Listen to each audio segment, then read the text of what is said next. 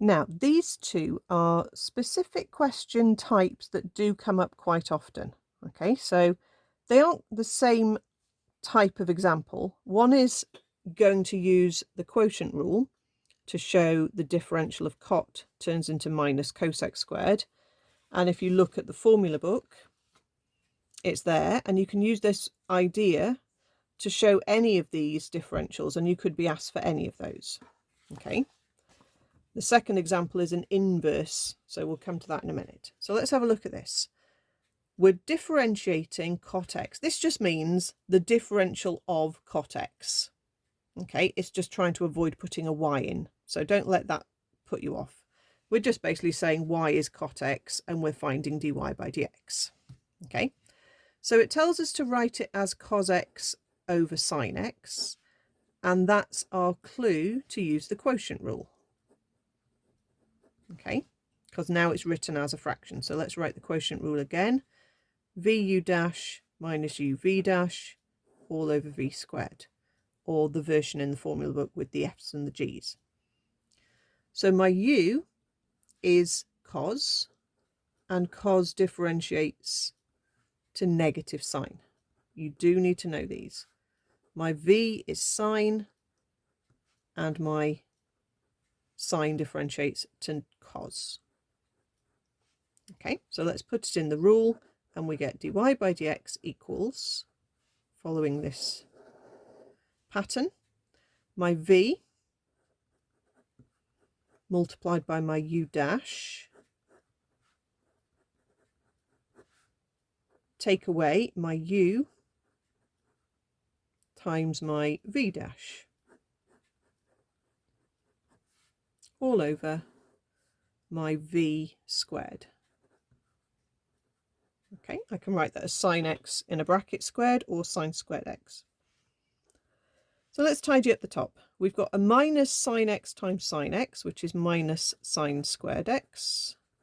We've got a minus cos squared x, all over sine squared x. Now, there's two ways we can go from here. Okay, either way will work nicely. Okay, so we could either spot that the top has a common factor of a minus 1, and if we use a minus 1 as a factor, then the top can be written as minus bracket sine squared plus cos squared, and we know that, hopefully we know that is a 1. So we end up with minus 1 over sine squared x, and then we hopefully also know our reciprocal for sine is cosec. That's its reciprocal partner. So that turns into negative cosec squared x.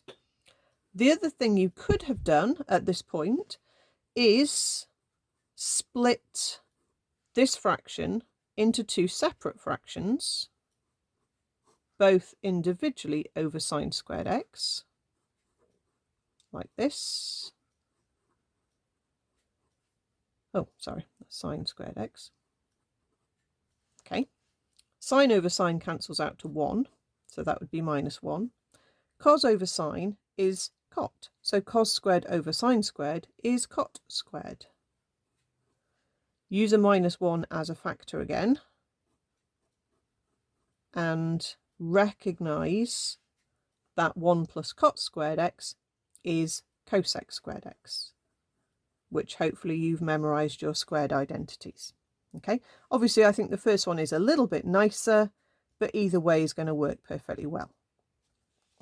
Okay, so the second example is a different process. It's the question where you have to prove the differentials. Okay, so again, they're in the formula book. You know what they are. Okay, you can use them if you're just asked to differentiate a quick bit of inverse trig. But if it asks you to show, then obviously you can't just say the answer. You've got to show how you get to the answer. Okay, so at the very least we know our answer is going to be 1 over 1 plus x squared. Okay, so it tells us what to do. Write x equals tan y. So effectively you're just hopping the tan across and making it be the opposite function. So an inverse tan hops onto the other side, becomes tan. Okay. we can differentiate, but we've got x in terms of y. So we're going to differentiate the x with respect to y. So I'm going to write dx by dy, and then if I don't know my differential of tan, I can check in the formula book for a reminder, and it tells me it is sec squared. So the differential of tan y would be sec squared y. And then if I do that, I can then flip it upside down to get to dy by dx. So that's fine, just flip the whole side like that. Now, to get to the answer we want, we need to use a trig identity. And the one that we want to use is 1 plus tan squared is sec squared. Okay, so we can replace this with, on the denominator, 1 plus tan squared y. But then x is tan y. So then we can just replace the tan y being squared with an x squared. Okay, so that's the process. If you are doing the inverse sine or the inverse cos, it's a little bit more tricky. Let me just show you that one, or a quick reminder.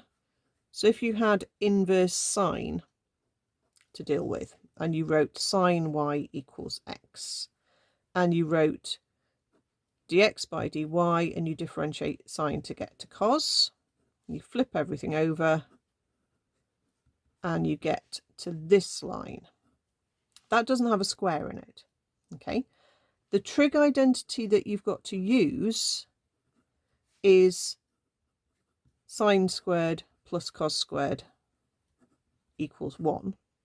So as you rearrange that, you're going to get cos squared is 1 minus sine squared. So therefore cos on its own is square root of 1 minus sine squared y.